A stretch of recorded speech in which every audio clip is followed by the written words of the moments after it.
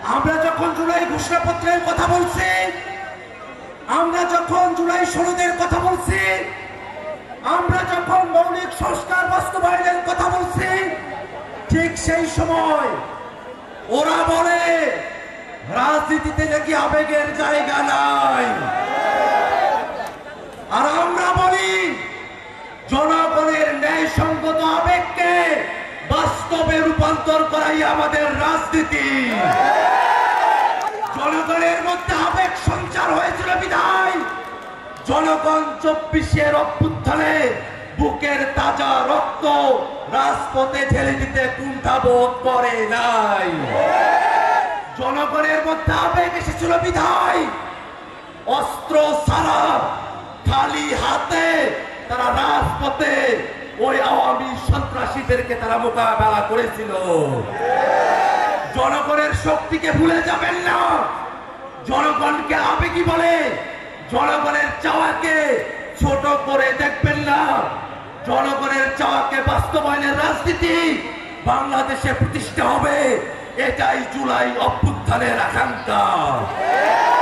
এই আকাঙ্ক্ষার বাইরে কোন রাজনীতি বাংলাদেশের মানুষ, রাজনীতির রাজশাহীর মানুষ বাংলাদেশে হতে দেবে না।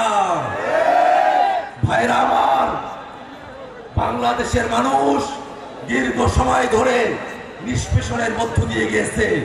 দীর্ঘ সময় ধরে সাম্য, মানবিক মর্যাদা, সামাজিক সুবিচারের গল্প শুনেছে, কিন্তু 54 বছর হলো সাম্য, মানবিক মর্যাদা, সামাজিক সুবিচারের বাংলাদেশ আমরা পাই নাই।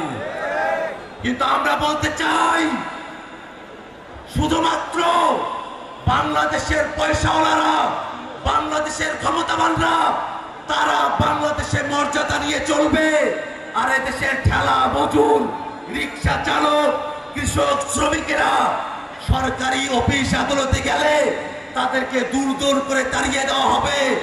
এই বাংলাদেশ আমরা আর চাই না।